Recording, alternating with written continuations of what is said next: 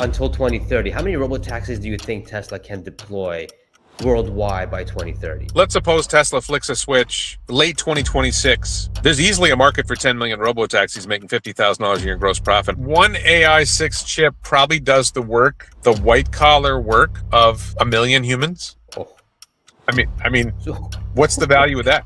One chip, that's insane. We may be building millions of new cars and trucks, but they won't be driven by truck drivers, bus drivers, or taxi cab drivers. They will be driverless vehicles. Wow. What is your stock price prediction? Let's say, I know 2030 is the magic number that everyone is like huddling until. If it's 25xing the gross profit, maybe you're going to say it doesn't 25x the stock price, but I think it's not unreasonable to say Tesla will be a $10 trillion market cap company in 2030. Because Elon bought $1 billion worth of Tesla. How do you feel about that? To me, it was a signal that he knows something is coming soon. Sheesh, Warren Redlich. Finally, I have you on the channel. I'm very, very pumped and happy that you're on because you're one of the guys that I've wanted you to come on this channel for some time. And man, I'm happy. Thank you for coming on, man. Thank you. I'm flattered. Thank you for having me. Now, you're in Thailand right now, if I'm not mistaken, right? I am in a remote part of Thailand at the moment. Yes. Oh my God. Yeah, that's why you're recording with your phone and in the car. Yeah. So I'm curious to know how is the market, the Tesla market in Thailand? I arrived in December of 2023, and it was not. I don't even know if they were selling cars or they just started selling cars. And BYD had just started selling cars here. There was not a lot of EVs, and it's exploded. I was actually we just drove I don't know 13 hours today. And one of our stops, supercharger stops, the superchargers were actually full. And I didn't have to wait long, but I did have to wait. And there was somebody else waiting who had left their car. So I took their spot, I guess. And then at least 2 cars were waiting. You know, I think by the time I left, there was nobody waiting. But that's the first time I've seen a supercharger. And this is a new supercharger too. So it's the first time I've seen a supercharger overwhelmed. Where I live in a place called Krabi, which is about 500 miles or 800 kilometers south of Bangkok and about 2 hours from Phuket. You don't see as many Teslas there. You see a lot in Bangkok. Bangkok is much wealthier than the rest of Thailand with a few exceptions. So you see a lot of Teslas, and we do see a lot of BYDs. There's a ton of EVs in Krabi. BYD dealership, Deepal dealership, MG dealership. There's quite a lot of EVs. The EV market is growing fast in Thailand. When I was in Bangkok, we moved to Krabi in May, so it's not that long. And we got back to Bangkok and we were doing some stuff, and I was like, wow, look at all these Teslas. So then when we were stopped at the supercharger, I think it was all new Model 3s and new Model Ys. I don't think I saw a previous generation vehicle, so they're selling well. I think the Model YL will probably sell here soon, and that will sell well. You know, realistically, Thailand is a relatively poor country. So selling, like I paid about $60,000 for this Model Y. That's a lot for America, right? The average car in America is something like $40,000. So there's a lot of inexpensive cars in Thailand. There's a lot of people riding on scooters and, you know, could they call them motorcycles? They're really scooters. There's a few motorcycles. So not a lot of people can afford a Tesla. I think if they come out with, you know, my prediction is a Model YS, I think that might sell a little better. There's this bizarre story that Tesla Q will tell you, that Tesla haters will tell you that, oh, the Chinese EVs are better. Tesla can't compete. And I met a guy who owns a depot, rented an office, a space for a cafe. And the landlord's nephew, whatever, helped negotiate, or not negotiate, but, you know, do the paperwork. And he had a Deepal SO7, which was touted as a Tesla Model Y killer. So I'm in my Model Y, he's in his Deepal, and he says, want to trade? Like 3 times. He wanted to trade cars. That's crazy. I think Teslas are very widely, among people who know what they are, who know what EVs are, Teslas are very widely respected. There's certainly, you know, I was just talking to my wife's uncle today, and he was like, oh, is that an EV? Like he didn't know it was a Tesla. He wasn't sure it was an EV. So there's still, you know, education to be done in the market. But yeah, that was too long of an answer. Sorry. No, that's okay. That's okay. That's awesome. I love hearing about different markets on how Tesla's doing. Like, I'm here in Kuwait. the EV market doesn't exist here. Like it's just there's the infrastructure is very low. Better to it's just easier and cheaper to own a gas car at the moment Where? here, unlike Dubai. I'm in Where? Kuwait. Kuwait. Okay. But in Saudi, they have started this year. They had a showroom there. They launched in Qatar. They have it in UAE, Jordan, Israel. So in the region, it's bumping. So it's interesting. I love hearing about new markets and seeing, and hearing about firsthand on how things are, like you just did. And by the way, guys, if you guys aren't following Warren on X and YouTube, I don't know what you guys are doing, man. His links are in the description. I recommend you guys go follow him. Elon Musk even follows this guy, man. So if you guys aren't following him, you guys need to follow him. I love it. So one question I do have about Thailand is that I'm not too sure. I don't think FSD is operating there. It's just autopilot, right? Well, I use full wife driving. Full Wife driving. My wife drives. Yeah, full wife driving is excellent. The only problem with full wife driving I discovered is she keeps saying she wants a Model 3 Performance. So I had FSD for many miles or kilometers, and my FSD never asked me for a performance upgrade. But my wife, this car's fast. This is a very fast car. This is a new Model Y long range with acceleration boost. So 0 to 100 kilometers, 0 to 60 in like 4.4 seconds. But my wife seems to think we should get a Model 3 Performance. So that may come next year. We'll see what happens with the stock. If the stock goes up, I said, "You want a house or you want a Model 3 Performance?" And she's like, she's leaning towards the Model 3 Performance, I think. Wow, over the house. Sheesh. Yeah, that's crazy. Wow. How about the Cybertruck? I know Thailand is very big in pickup trucks. Yes, pickup trucks are the number one selling. The number one and number two selling vehicles in Thailand are the Isuzu D-Max and the Toyota Hilux, which are both Ford Ranger. For Americans, it's a Ford Ranger size pickup, and Ford Ranger, I think, is number 5. They don't have Ford F-150 size pickups, so they don't have Cybertruck size pickups here. I believe they're selling Cybertruck now in Korea. So I suppose there's a chance that Cybertruck will come here. They probably want to move the steering wheel to the other side, and I think they can do that, but I don't know. I think Cybertruck would do really well here. Because you do see a lot of pickups, and they're Ford Ranger size, but they're still pretty big. And there's Cybertruck size vehicles. Just there's moments where it's like, I wouldn't be that good on this road, or it'd be hard to park it in this spot. But you have that with a Ford F-150 in places too. I'm waiting for the day that they can launch some sort of a truck in Thailand, because that's a very big market for pickups. So that's interesting. It's the second largest pickup truck market in the world after the United States, and number 3 is not close. Come on, Tesla. You got the second biggest market where Warren is. Come on, launch it there. I probably would buy one if they sold it here. I probably would buy one. I thought about the problem. Okay, so the problem is that Thailand has a very high tax on imported vehicles, with an exemption for China for.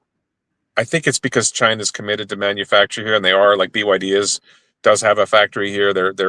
So the Teslas that come from Giga Shanghai, I don't know if there's 0 tariff, but they're close.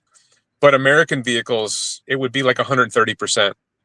So unless either they make a deal with Thailand to lower the tariff, or they start making Cybertruck in China, which I think is very unlikely. I just don't think demand for Cybertruck is big enough for them to, make a smaller one or whatever. I just don't think it's going to be. It doesn't make the priority list. I agree with you there. I think the priority list right now is to get that Cybercab, get the Robotaxis up and running, and we'll talk about that in this podcast. But let's talk about Warren. I want to talk about you, Warren, man. I'm very curious about you. I know you're a lawyer. Yeah, no, I love it because you're a lawyer, and let's talk about that. Let's talk about Warren's background. How'd you become a lawyer? How'd you get into Tesla stock? How did you first accumulate Tesla stock? Let's start. Sure. Went to university. My father was a law professor. After I graduated from college, university, I did apply to law schools, ended up going to grad school for related, sort of like a political science economics degree for a few years, and then decided not to chase that and followed what my father wanted and went to law school, the law school where he taught. So I got a hefty discount. Graduated from law school, went to Japan for a year and taught English before I started working as a lawyer. Bounced around, eventually found work as a trial lawyer for Allstate Insurance Company, then worked for a judge for a few years, and then started my own shop. And I ran my own shop for about 20 years, and some things went my way. And I was able, before I invested in Tesla, and I was able to, quote, retire. I had built a website that was successful, and some other things went my way. And so I, quote, retired to Florida, and then kind of struggled a little bit, not too badly economically. And then 2015, the first SpaceX landed the first orbital rocket booster, and that set a fire in me. And I started investigating. And after about 3 months of really looking, and I couldn't invest in SpaceX at the time. So after a few months of investigating, I started buying Tesla stock in February of 2016 when the stock was trading around $10 a share in today's numbers. I'll just go back really quick. In 2013, I started investing in Amazon, but I only bought, I think it was $10,000 of Amazon stock. And I call it my biggest mistake, because I should have bought more. I got a 13x on Amazon before I sold. And it 2x'd after I sold it, but I bought Tesla after when I sold it, and the Tesla stock 5x'd. The Amazon bet was an experience, and it taught me if you believe in it, then don't hold back. And so I invested much more heavily in Tesla from 2016 to say 2019 than I had invested in it, because Amazon was like one buy, right? Yeah. But with Tesla, I just, a bond would clear and I would take the proceeds and invest. This is my account and my mother's account both. Something would clear, some cash would come in or whatever, and I would buy more Tesla stock. And so by 2019, before the stock started running up in 2020, I had a fairly substantial amount of Tesla stock, and then now I have a lot of Tesla stock. I mean, I have the same number of shares, I suppose, after splits, but my Tesla portfolio is looking pretty good right now. I do want to be clear. I am diversified. I have Tesla in multiple accounts, and I have Tesla stock and Tesla long call options. So I'm diversified. Wow. I've diversified my Tesla holdings across multiple accounts and multiple ways of holding Tesla. So you're not only 100% Tesla, you're probably like 150% Tesla. No, my options holdings are about 10% of my portfolio. I didn't go that crazy. If Tesla does what I think it's going to do, then 10% is enough. I already have enough. Living in Thailand is inexpensive. If I just sold everything and invested in something that paid 5% return, I'd have more than enough to live comfortably in Thailand. But, I still believe in the stock. I still believe we're going to run up quite a bit. And, I expect to hold for 5-10 more years. We'll see. Yeah, especially with the pay package that came out, the 8.5 trillion. Oh my God. But you invested back in 2016. I remember seeing Tesla back in 2016, and I was very afraid of investing at that time because, bankruptcy, they weren't making enough money. So what was your reasoning? I know you were mentioning SpaceX, but what was your main reasoning for saying that, okay, electric vehicles, all the stuff, but they're not making money yet. That's still risky. When I invested in Amazon in 2013, they were not making money. And, all the experts were saying, it's, the competition is coming, blah, blah, blah, blah, blah. Walmart's going to do online shopping. So first of all, I saw the rocket booster land. And I understood how amazing that was. I think there are still people who don't realize how amazing that was. Yeah. And I thought, okay, if he can, and I was familiar with Tesla, and I was familiar with SpaceX, and I, was following the company a little bit. I read like Wired magazine back before it sucked. That kind of the tech media, the entrepreneurial media. I read a lot of this stuff. I followed Steve Jobs and Bill Gates back, in the days of Apple and Microsoft in the early days, right? I'm old like that. I looked, once it happened, I started looking into Tesla more. And I saw a lot of potential for growth. Number one, it was just if you can do that, if you can land an orbital rocket booster, what else can you do? And then I looked at what they were trying to do, and I said, well, if they have the engineering chops to do what they did with the rocket, then they have the engineering chops to do what they're talking about with the cars. So that started it, and I just kept researching it more and paying more attention. I didn't start my YouTube videos. I think it was 2019 was my first YouTube video on the topic, and I actually started on SpaceX rather than on Tesla. I already had a YouTube channel, but doing this kind of content was 2019, and it started with SpaceX, and then the video took off, and then I did another video and it took off, and I was all right. Well, people like these videos. But I was already pretty heavily invested by the time I started doing the YouTube channel. So it was, I don't have I don't remember like what I was analyzing in 2016, 2017. I just saw, I saw the market, the total addressable market, let's say for EVs. I don't think I saw the Robotaxi thing until 2018, right? So that wasn't my thesis. And then once I saw the Robotaxi thing in 2018, and I started doing that napkin math in my head, and at some point I just started buying more and buying more and buying more, and I would sell something and buy more, and I would sell something and buy more, and all of a sudden it's like, boy, I have a lot of Tesla stock. The thing is that we will never have enough Tesla stock. I think that, it sort of depends on what your goals are in life. Yeah. I think that I have, and you always want more, but I think I have enough. Yeah. I have enough. I'm okay. Yeah. You're a living legend, Warren. For 2016, those times, my God. Those are like, I didn't buy my first Tesla stock until 2020, until that first crash after, because I decided to go all in because of the Robotaxi thing. That was my whole that's my whole thesis, and is till now. Nothing to do with the bots, no energy. Autos was not even in my radar because it already 20x because of the autos. And investing forward, you're investing in the other S curves. But my main S curve was the Robotaxi. And so you've done some really interesting napkin math on Robotaxis. You're here talking about the Tesla Robotaxi fleet, 100 million vehicles generated, 20,000 per each year in gross profit would be a 2 trillion in gross profit. Let's talk about this because I want to know your thoughts and what your thinking is here. Sure. So napkin math is, you make some assumptions and you sacrifice, there's some people who do really complicated spreadsheets. And if you do really complicated spreadsheets, you make a tremendous number of assumptions, but you're trying to get all the little details. If you napkin math, you're saying, this is a reasonable approximation of all the things that might happen, right? So I didn't start with the 100 million vehicles. I started with 10 million, which is something Elon said in 2018, maybe, that he thought Tesla would have a fleet of 10 million vehicles. I think it's going to end up being more than that. But if you start with the 10 million vehicles, you say, all right, let's suppose they're making $50,000 a year each in gross profit. And if you think about Ubers, okay, what does an Uber driver make if he works 8 hours a day, 10 hours a day? He makes about $100,000 a year. A good Uber driver will make like $100,000 a year. So when you think about the efficiencies of Robotaxi, of Tesla's vehicles and not paying a driver and all this other stuff, I think it's not crazy to say $50,000 in gross profit at 10 million. I could go more deeper into why I come up with those numbers, but if you figure $50,000 a year in gross profit across 10 million vehicles, you get $500 billion a year in gross profit, which is about 25x Tesla's best year. That's leaving Optimus out. That's leaving selling Tesla Energy. Just $500 billion in gross profit based on having 10 million vehicles in a Robotaxi fleet, which is not very hard. People struggle with that one, but you could do that in the U.S. alone. And then this extension of the napkin math is, let's suppose you go to 100 million vehicles, which sounds like a lot. I can explain that one. And you drop the profit per vehicle down to $20,000 a year, which is a pretty big drop from $50,000 a year in gross profit. Right. Then you get to $2 trillion in gross profit, which is more than 10x Apple's gross profit in 2024. Apple's market cap is 3.2 trillion. That makes Tesla a $30 trillion company.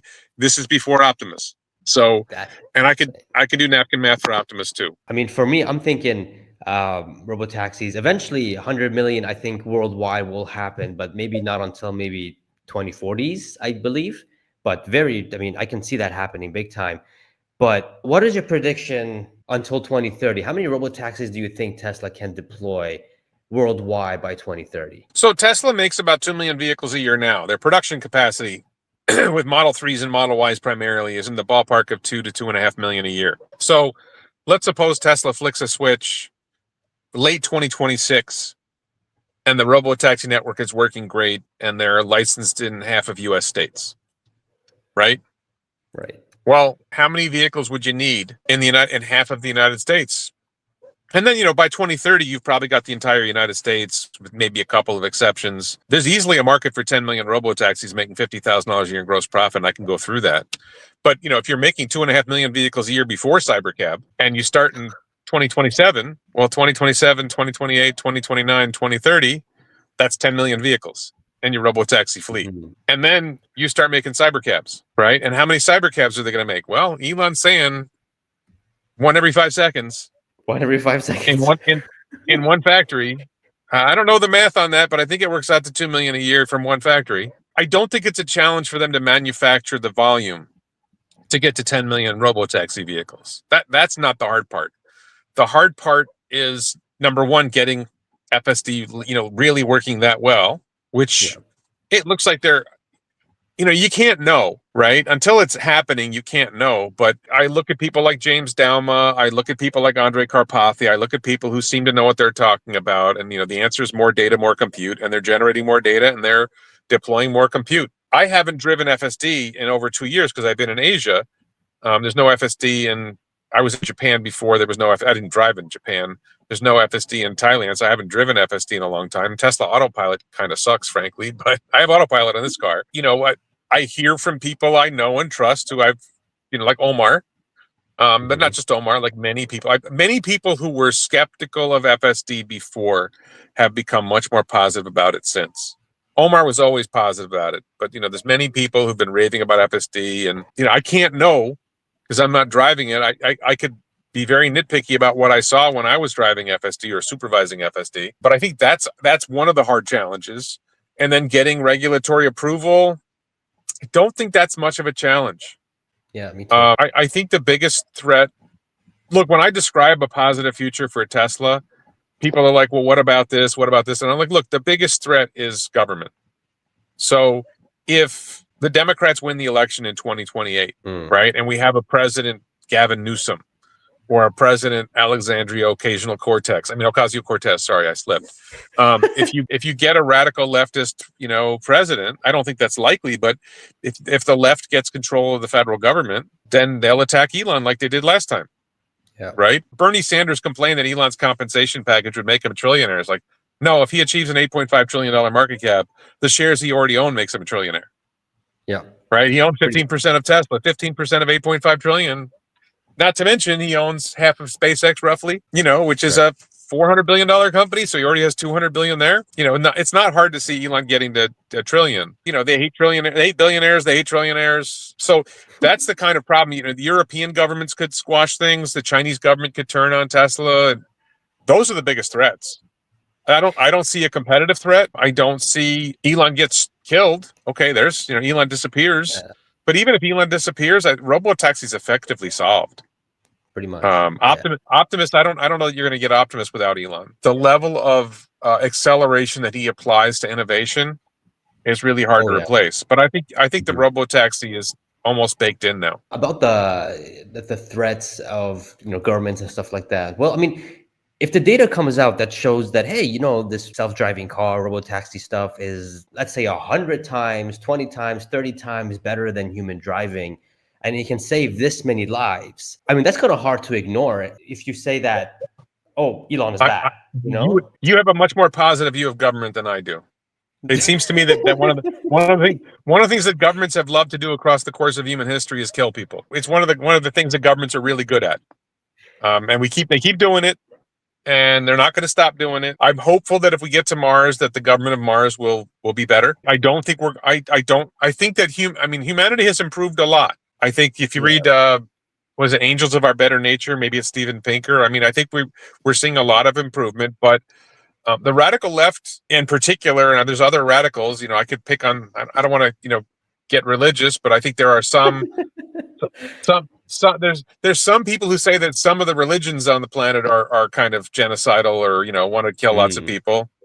I don't want to name names, but I certainly think the radical left has they glorify Stalin. The radical right glorifies Hitler. So anyway, I think that there's always danger that government will turn on the people. Government in general turns on the people. The thing is, Elon has to get into politics because the Optimus, the bots, that's going after labor, that's going after countries, the labor markets, and that's big. And I don't think Elon can avoid that. I think he has to be part of that. He has to go and talk to world leaders about, hey, Optimus bots are coming, and that's coming. Well, let's touch on that for a second. For a second. I think Robotaxi will be accepted in the United States and be accepted in China. I think the leadership in China wants to have the strongest economy they can have, and they recognize a fleet of self-driving cars will make their economy run better. They recognize that Optimus robots will make their economy run better, and they want to be the number one economy in the world. And That's right. Europe can't stop shooting itself in the foot. I think it was Mark Yeah. Andreessen said that 80% of what Optimus will do is already illegal in Europe. Japan might adopt some of this stuff, but so far I don't think FSD is in Japan yet. Japan is, the third or fourth largest car market in the world. They're a fairly large economy, but their population is dying off now with Yeah. the demographic issues. So, but I think, China and the US will embrace Robotaxi and embrace Optimus. And until the radical, as long as the radical left doesn't take control of the United States, if the radical left does take control of the United States, China will still buy them, and China will become the largest. If they're not already the largest economy in the world, they will become the largest economy in the world. I've said already that Elon should move to China. Wow. I think that the United States probably can't get out of its own way, and that the best prospect for Elon to succeed in his goals is to do it in China. He doesn't talk that way. I don't think he thinks that way. I think he's got legitimate concerns about China, maybe, and he really cares about the United States. But even with Trump, the energy secretary is Trump administration's anti-solar. We need solar. Yeah. So you can't get the electricity to power up your AI data centers if you don't have solar.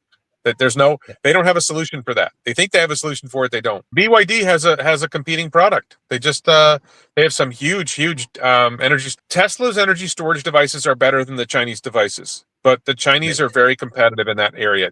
Tesla's lead in energy storage is not that great. It's there. It's not just BYD. CATL has products. There's other Chinese companies that have. I'm here in Thailand. It's actually one of my complaints about Tesla. Is if I could pick on something, is they should be making power walls in China and exporting them from China to Asia, because like the power walls here are like 3 times as expensive as the competition. And if they made them in China with LFP and got favorable tax treatment like the Chinese ones get, the favorable tariff treatment, they might only be 20% more expensive. And I'm probably going to be, if we build a house next year, I'm probably going to put solar and batteries on, and I'm not going to pay 3 times as much for Tesla power walls as I'm going to pay for whatever the BYD cube thing is or whatever. I'll pay 20% more, but I'm not going to pay 200% more. Yeah. So it seems like it shouldn't be that difficult to make LFP power walls in China. But I'm sure there's a reason they're not doing it. But if I was picking something for Tesla to do, that would be it. That's interesting. I mean, I know they have a Megapack factory now in Shanghai, and it's a massive factory. And I think it can, 40 gigawatt hours now. They can do 80 gigawatt hours. It'll be 50. It'll be 50 gigawatt. It'll be 50 gigawatt hours when they convert over to the Megapack 3 and power and Mega Block. Okay, there we go. So 50 gigawatt hours. So maybe in the future they'll do some Powerwall stuff there. I mean, it just seems like it just seems like that's a no-brainer. It shouldn't be that hard to do Powerwalls in China. There's probably a reason why they're not doing it, but it seems like obvious they should be. Maybe the market just isn't that big, and it's not worth the capex and the resources to invest in it. The Megapack market is so much bigger than the Powerwall market that they're just not bothering with Powerwalls. I'd buy that. Yeah, I want to go back to that the radical left stuff, because it's very interesting, because we just had Bernie Sanders very interestingly come out and said that, hey, the future is going to be staffed by robots, not workers, and there will be driverless vehicles in the future. So this is interesting, and he says here, this is what's already beginning to happen today and will rapidly accelerate in the next 10 years. This is, I mean, Bernie Sanders, as we just mentioned, he hates billionaires, trillionaires, craps on Elon. But now he looks like he's aligning himself with what Elon is doing, which is very interesting. So I haven't seen that. Did he say it in a positive light?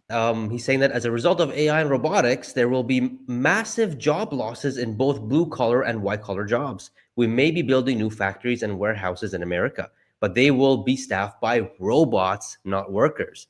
He also says that we may be building millions of new cars and trucks, but they won't be driven by truck drivers, bus drivers, or taxi cab drivers. They will be driverless vehicles.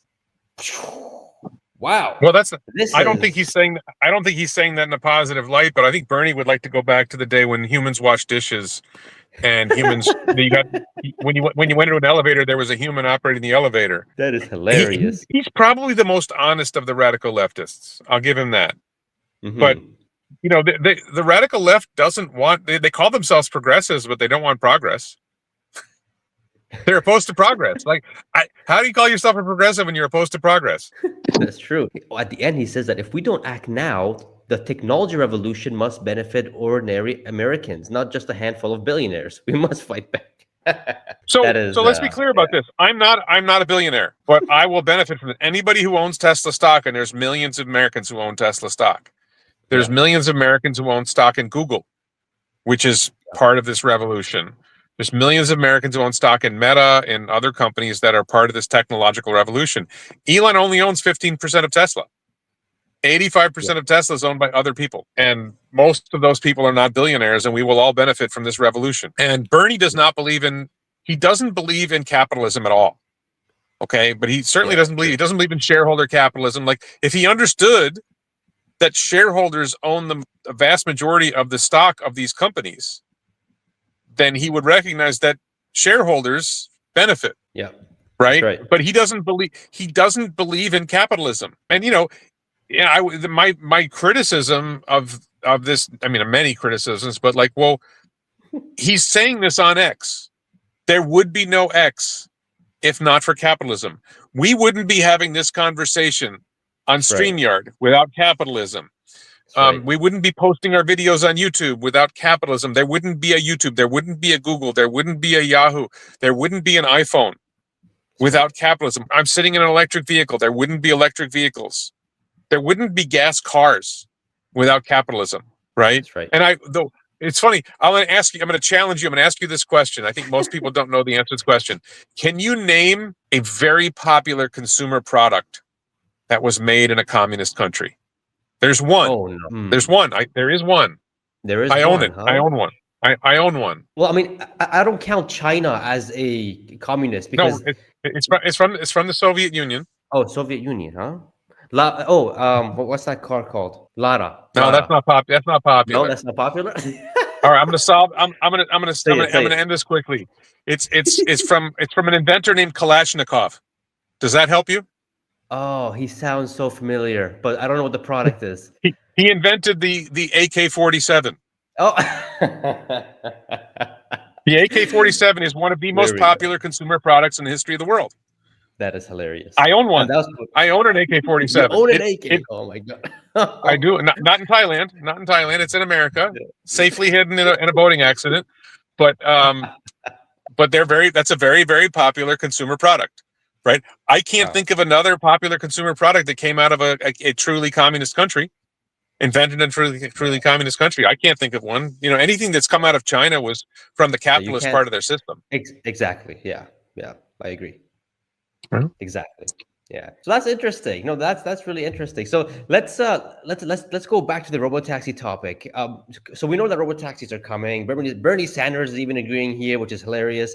Cybercabs are going to be coming out soon. The only thing that the picture is clear. What's going to happen in the next years. The only problem that I have is people like, with all due respect, of course, like Gary Black and all these other guys that are saying that Uber and all these other guys are going to lead the way, or, they're still going to be around. And I'm just like, no, they are not.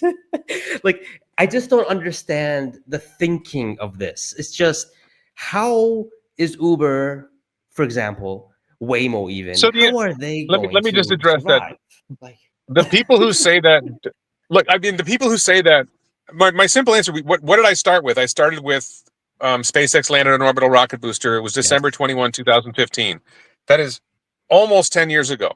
I'm going to ask you a question. I'm going to ask your audience this question. Has anyone else even tried to land an orbital rocket booster? It's 10 years later. No one else has even tried to land an orbital rocket. SpaceX's lead is 10 years or more. Yeah. Okay, and they're not sitting still. They're developing their next rocket, right? They've landed 500 orbital rocket booster landings or more now. They're working on Starship. They're not sitting still. They're accelerating. So when you look at FSD, if you understand why FSD is successful, okay, it's more data, more compute. They have currently 8 million cars collecting data. They have a massive compute cluster in Texas and another massive compute cluster in California. They're building more compute clusters. And you ask yourself, who's generating that data at that scale? And who's got compute at that scale focused on self-driving? Right now, Waymo has some access to some compute. We don't know how much. They have some data, but they don't have millions of car level data, and I don't think they have the compute available to them that Tesla is using. And even if they did, they don't have the data to run it. So outside of Waymo, like, I don't know who's next. But Tesla's lead is so large that, no one else has decided, okay, we need to build a fleet of cars with cameras and inference hardware to collect data and upload data. And we need this cluster and all the things that you need to put together to develop a robotaxi fleet. No one else has started yet. Tesla started this in 2018, maybe 2017. The hardware 2.5 trending into hardware 3. That's where it really started. And that's 7 years ago, and no one else has started to build a fleet that's collecting the data. No one else has got a dedicated AI training cluster to train on it. You could go with Comma, George Hotz's startup, that sort of has something, but they don't have the data and they don't have the compute, right? They started a while ago, but they just don't have the data. They don't have the compute. So who else? I don't see it. And Uber doesn't have a fleet that's collecting data, and they don't have the compute. So the ultimate problem there is that I call him Barry Glack. I don't call him Gary Black. I see that. Barry Glack does not understand the fundamentals of AI, which is, what is making these large language models better? More data, more compute. That's right. What is making FSD better? More data, more compute. Why hasn't Waymo scaled? Because they don't have enough data, and they may or may not have enough compute, but they don't have enough data. And they don't have a fleet. I don't think LiDAR is necessarily going to stop you from succeeding, but it's not going to be the winning ingredient. You need data. It's the real world is really complicated. And we succeed in the real world because we have really big brains and we experience a lot of data in our lives. It's funny. We drove like 12, 13 hours in the car today, and I was listening to my 3-year-old niece, my wife's grandniece, training her neural nets by repeating the same phrase over and over again in sort of like a sing-songy voice. And I'll tell you, listening to a 3-year-old repeating the same phrase over and over again can get annoying. And then the 5-year-old was training her neural nets on some stupid video that was playing over and over again on the back.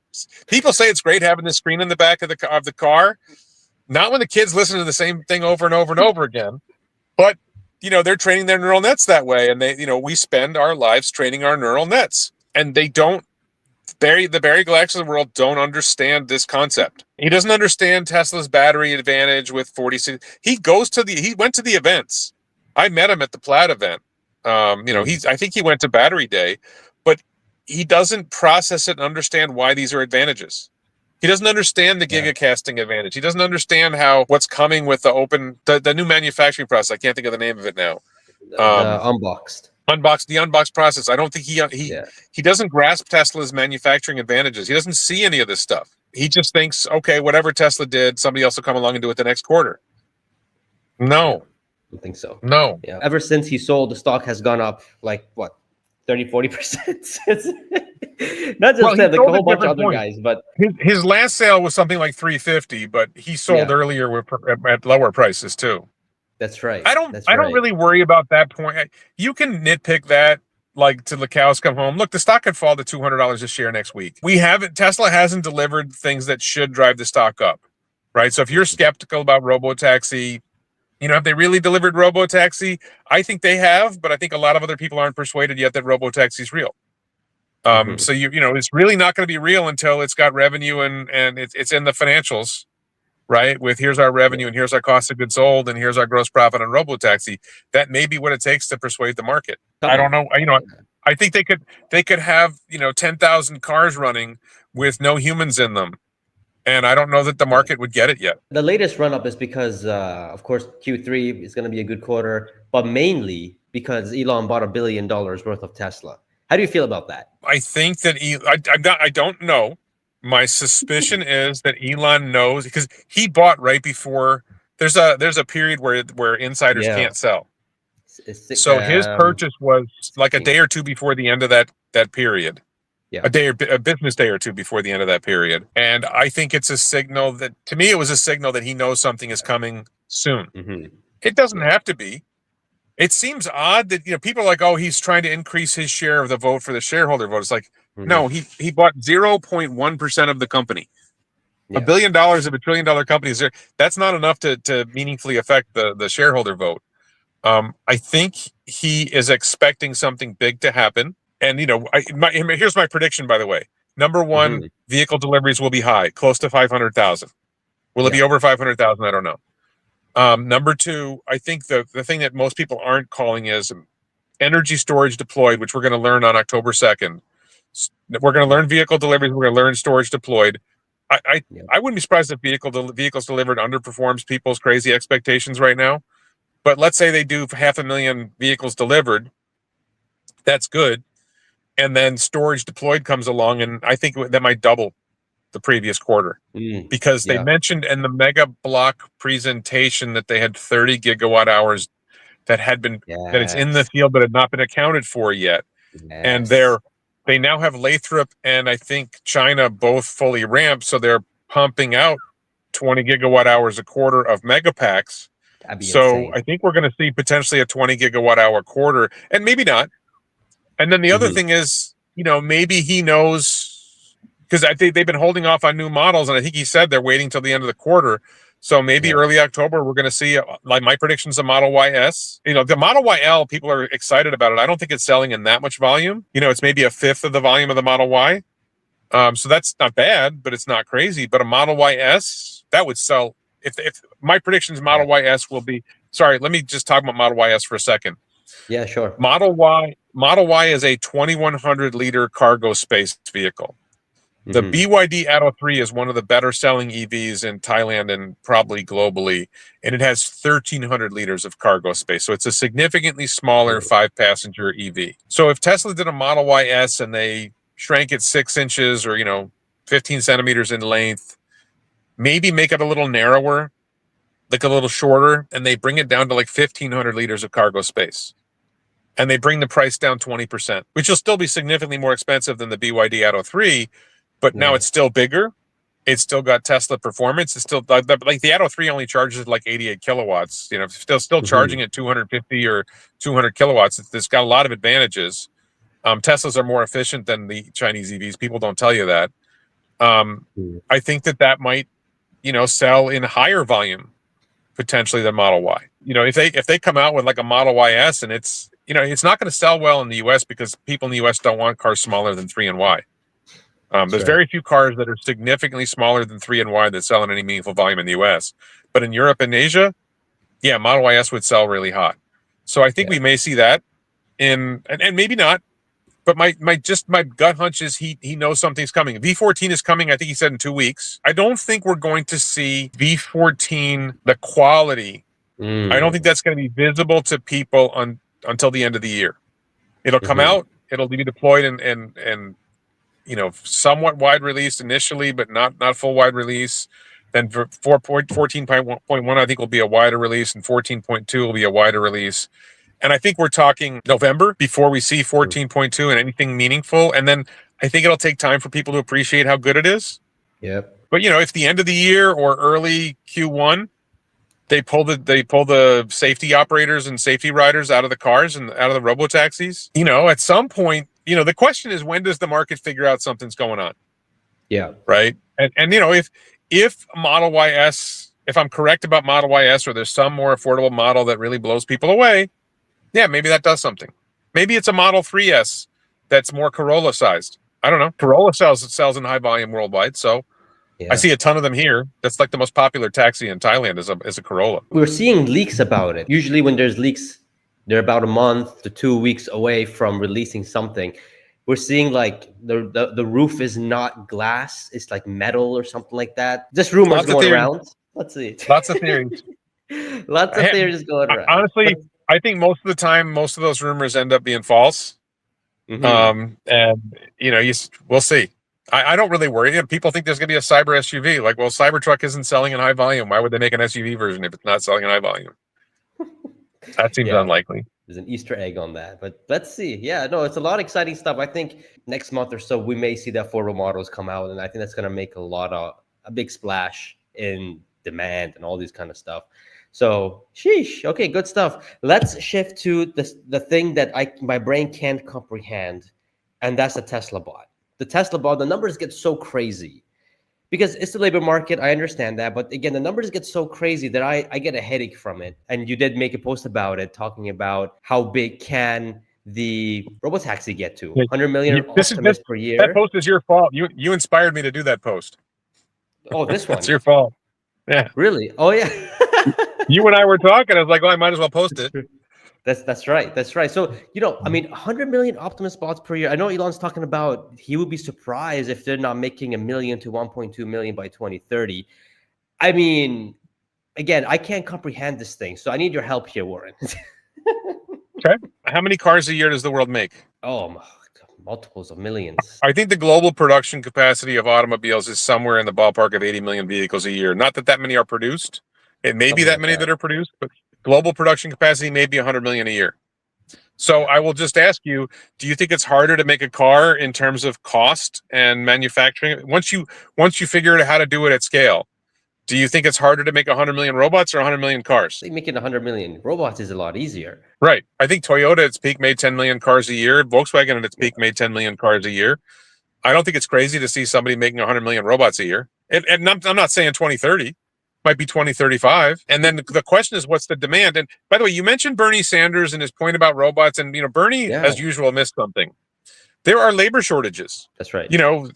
It's like he's saying, they're going to take driver jobs. Like, well, there's a shortage of truck drivers, right? Mhm. There's shortages in all kinds of areas. If the robots come in and they fill jobs that we can't get humans to do, that's great. One of my theories that I don't think you and I have talked about yet is I think one of the things that Tesla would do, and Elon replied to me about this in the last week or two. Tesla is going to build massive solar, like Oh, yes. incredibly massive solar. So how do you deploy solar at really, really large scale? I mean, we're talking like insane large scale. I don't think you do it on roofs. I think you can Mhm. only do it on ground. I don't think you can scale roof solar as quickly as you can scale ground solar. So you buy Mhm. a ridiculous amount of land, and I know a guy who's got a lot of money. I know a wealthy guy and a company that has a lot of cash. If you buy a lot of land cheap, you find a place where the land is cheap and reasonably near something that would use the energy. So like Mississippi near your compute clusters in Nashville, maybe.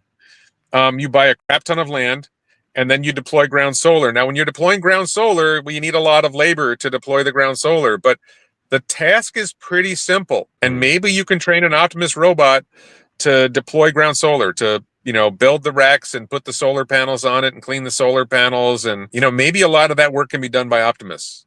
Maybe That's not the right. electrical wiring, but the putting the panels in place and screwing them in and all that stuff. Maybe the wiring you have humans do. Maybe you design it so that the wiring is easy to do, that Optimus can do it. And the scale of solar that he wants to deploy, it's going to take a lot of robots. So I I mean, think that's an example of where it's not taking jobs from other people. It's jobs that aren't currently being done. maybe because I haven't seen it, maybe because it sounds too science fiction. My brain can't accept it.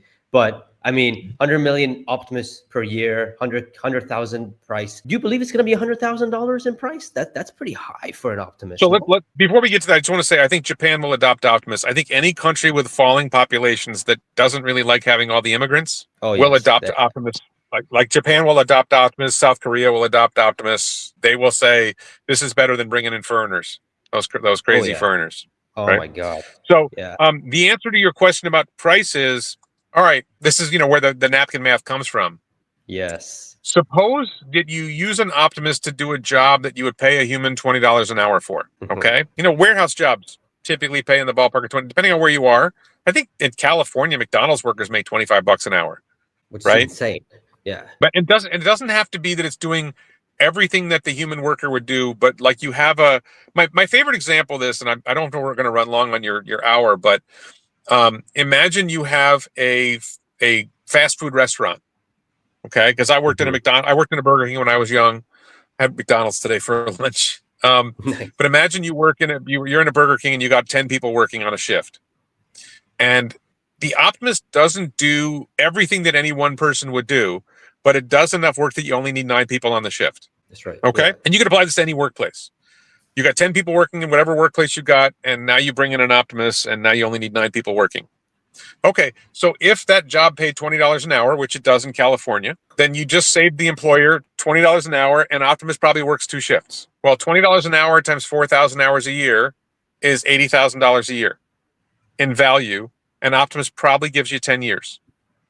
And the truth is, with software upgrades, Optimus probably gets more productive over time. It learns more tasks. It's not hard to see an Optimus generating $80,000 a year in value or $800,000 over a 10-year span. Now, by the way, 4,000 hours is probably short. It probably does more than 4,000 hours, but call it 4,000 hours, because it's going to work weekends too, right? It's not taking weekends off. If it's generating $800,000 in value and you're the employer, how much would you pay for that? Well, you wouldn't pay $800,000 for it. And, you got to have some accommodation for, what's your ROI or whatever. You'd probably pay $300,000 for it, right? If it's going to save you $800,000 over 10 years, you'd probably pay $300,000 for it. So I don't think $100,000 is a crazy price. Wow. I didn't think about it that way. Oh, interesting. Wow. Then over time, Optimus takes on more tasks, learns to do more things. Maybe it learns to do more $20 an hour things. Maybe it upgrades to do $25 an hour work and $40 an hour work and $50 an hour work. I don't think the $100,000, and then the 100 million, well, how many people are working on the earth, right? We have 8 billion people. Yeah. And how much work is not being done that we would like to have done? How about all the elderly people in Japan who live in small towns and don't have anybody caring for them, and there's a shortage of care homes, of senior, living centers? What if you were able to send Optimuses out to check on people? How much would Japanese people pay for that? Would they pay $20 an hour for it? Maybe 10. So if it only generates $400,000 in value over 10 years, still worth $100,000. The issue, I'll just touch on this because we talked about me being in Thailand before. In Thailand, workers are cheap. In Thailand, Vietnam, Malaysia, probably more than half the world, maybe 3/4 of the world's population, labor is super cheap. The minimum wage in Thailand is $10 a day. And there are plenty of people who undercut it. Robotaxi is not going to succeed in Thailand right away because human drivers are so cheap. Human drivers are so cheap in India. People think Robotaxi is going to be big in India. Human drivers are so cheap. How the hell are you going to compete with that? The amortization of FSD hardware is more than the cost of a human driver in India. So it's going to be a really long time before you see this is actually one of the things I think people don't talk about is US and China are going to adopt autonomy. Maybe Japan. Wealthy countries are more likely to adopt autonomy. Yes. And the value is there that it's worth selling the autonomous products to wealthy countries. So I think you're actually going to see a massive increase in the divide between rich and poor countries, because deploying autonomy in rich countries will make rich countries much more productive. And they're already more productive. And poor countries will lag behind because, the value of Optimus isn't as obvious. Right? It doesn't generate, like if you were selling your Optimus, would you sell it in a place where minimum wage is $20 an hour, or sell it in a place where minimum wage is $10 a day? Exactly. You're not going to focus your Robotaxis and your Optimus bots in Thailand. You're going to focus them in the United States and Canada and Western Europe and China and Japan. That makes sense. Yeah. I mean, I guess we will be dancing soon. So the last question I got here for you, Warren, is your stock price prediction. What is your stock price prediction? Let's say, I know 2030 is the magic number that everyone is huddling until. I know you have written here, can Tesla stock reach 10,000 or even 100,000 per share? You broke it down on how that can happen based on your napkin math, which is it's a lot of numbers, high numbers, insane numbers. Let's go with this simply. If Tesla delivers Robotaxi, and maybe it's 2030, maybe it's 2031, maybe it's 2032. I don't think it matters a whole lot. If they have a 10 million vehicle Robotaxi fleet that's generating $500 billion a year in gross profit, that's a 25x on where Tesla is. It's more than a 25x on Tesla in 2025, I think. Yeah. If they 25x the gross profit, and they have Optimus coming, Optimus by that point will be, in business and growing, but not at scale yet. And I think actually the AI6 inference hardware is going to become a whole nother business, but I think you're going to see a lot of growth. If it's 25xing the gross profit, maybe you're going to say it doesn't 25x the stock price, but all right, call it a 10x on the stock price. What's the stock price now? You have a $1.3 trillion market cap now. So you're talking about a $10+ trillion market cap. I think it starts to get really hard to make firm predictions, but I think it's not unreasonable to say Tesla will be a $10 trillion market cap company in 2030. Does it become a $20 trillion market cap company by 2032? Maybe. My gut is when you put Robotaxi and Optimus together, you could reach $100 trillion market cap, and that's, a little further out, right? That's 2035, maybe late 2030s. It's really hard to wrap your head around what happens with AI inference as a business. I think Yeah, I that's think one.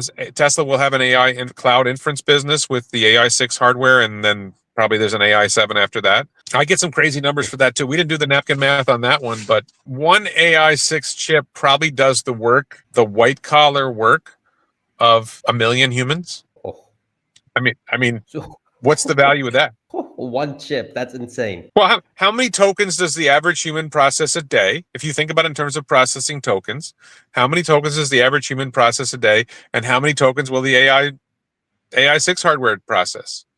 A It's lot easily a more. thousand Yeah. times. It's easily a Oh thousand yeah. times what a human does. And it might be a million times what a human does. All right, give a massive discount. Say it only generates 1/10 the value of a human. Well, if it's doing 1,000 times the work, that's 100 times the value of a human. How many AI 6 chips will there be? Well, Elon said, I think he put it in the ballpark of $100 billion contract, $100 billion spend on AI 6 hardware at 6,000. Call it $5,000 a chip. That's a lot of chips. That's a lot of chips. Yeah. I think there's real potential for, and then it'll probably be AI 7. It'll be a higher, more productive, Yeah. and I think you're going to see some. And it's you need a lot of things to come together to make that work. But and then the bots, like you say, well, where's the energy coming from? I think a bot uses less energy than a human, so I don't think the energy supply is a problem for bot. How many kilowatt hours do you use a day? I have no idea. How do I calculate that?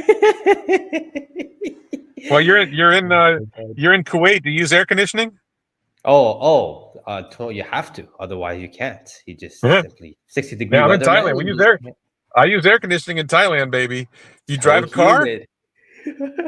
Oh, How of much? course. Yeah, well, how much energy goes into operating a car? How much energy goes into making a car? Humans, Yeah. how much energy goes into running our refrigerators and preparing our food? We use a lot more energy than the bots. That's a good So point, I think actually. we have a very bright Yeah. future. I think that it's not crazy to think that Tesla currently trading at, let's say, $400 a share is a ballpark number. That Tesla will be trading at $4,000 a share in 2030. Yeah. But could it be 2,000? Could it be 1,500? Could it be 10,000? There's so many curveballs that the world throws at us. You had Oh man. COVID. COVID threw a massive wrench into everything. Governments find ways of screwing things up. We talked about politics before. I will just say this: look, I don't necessarily think the people running China are that great. I don't think Vladimir Putin's great. I think there are problems with how they do things. But I would much rather see the United States cooperate with Russia and China and stop building weapons and threatening each other. Right? I would Yeah. love to see if we could find a way that we all work together and we pursue things like space, which China and Russia are good at. I'm going to go off on a wild tangent here, but if Boring Company ran tunnels, and Elon replied to me that this was technically feasible, but there's things that stop it. If we worked with Russia and China to build tunnels under the Bering Strait, connecting North America to Asia, which would connect to Europe and would connect something like 80+% of the world's population. We could eliminate all trans-Pacific shipping and all trans-Pacific air travel. And we might eliminate all transatlantic shipping. And think about how much pollution comes out of those diesel ships and how much pollution the airplanes put into the sky, right? And it would be safer. You wouldn't have any airplane crashes. You wouldn't have to worry about weather when you're traveling. The cargo would go much quicker through the tunnels than it goes across the ocean. There's so many advantages to something like that. If we worked together with China and Russia to make the world a better place, instead of Yeah. constantly, undercutting each other and threatening each other and creating a hostile environment for everybody, I would love to see that. I don't think we're likely to see that, but the future could be that much brighter if we stopped. And we're at constant risk that Russia's going to launch a nuke at us, or we're going to launch a nuke at Yeah. Russia, and everything blows up. The future is highly unpredictable because we just don't know what kind of crazy stuff's going to happen. That's why politics are dirty. That's why I don't. It's sad to see it this way, but I guess if you look at the timeline from 100 years till now, we're in a much better spot than we were then. But again, I don't think, as you said, I don't think we can eliminate that. That's just politics. And No, look, I mean, I'll be brutal and say, look, my government, the U.S. government, in coordination with China, created a virus that killed millions of people. whew, Right? wow. And Yeah. that devastated, that really threw a wrench into the global economy, not to mention killing millions of people. And we haven't seen anywhere near the accountability that we should see for that. I don't think we've seen any real accountability for that. Governments are the greatest threat to the people. Whatever country you're in, the greatest threat to you is the government of the country you're in. If you're in America, the greatest threat to your life is American government, your state government, your local government. If you're in Japan, the Japanese government is the greatest threat to you. If you're in France, the French government is the greatest threat to you. The Chinese government is not a threat to me, either in Thailand or America. The Russian government is not a threat to me, either in Thailand or America. But if the United States picks a fight with them, then all of a sudden it becomes a problem. But what if our governments decided to cooperate? What if we cooperated with China in developing electric vehicles and drones? Like, instead of drones to attack each other, what if we coordinated on making drones that would make the world a better place? There's so many good things that could come of it. But people who run governments aren't interested in that. They aren't interested in the welfare of their own people, and they're certainly not interested in the welfare of people in other countries. Even though I voted for Trump and I hate the Democrats, I'm not exempting Trump from this. Well, I'm Canadian, and our government in Canada, that's just, what's going on there. So, yeah. Look at all the things they're saying that the Trump administration is doing. Look at the trucker protest. Look at what they did to the truckers. Absolutely ridiculous. Oh, yeah. Sheesh. Wow. Well, pleasure talking to you, Warren, man. Love it. I love it. I'd love to have you on some other time. Everyone who's watching, make sure you guys go follow him on X and YouTube. He has a lot of good stuff. Talks about... That's my X account right there. Yeah, right there. And there's a link in the description as well. So I highly recommend you guys do it. I'm a follower as well. Love his stuff. And so is he. Hey, let me just be clear. On YouTube, I tend not to talk about the politics. I tend to focus on tech. Yeah. On X, I do both, and I probably do way more politics than I should. There we go. But I still talk about the tech. Yes. So you guys got a little glimpse on how Warren is. I love it. I love it. Just if you're going to follow me on X, mute the keyword Israel. Mute the keyword Hamas. Mute the keyword Gaza if you don't want to hear that stuff. Love it. Absolutely love it. Thank you all for joining. Make sure you guys go follow Warren. And we shall see you in the next videos, next episodes. See ya. Thanks very much.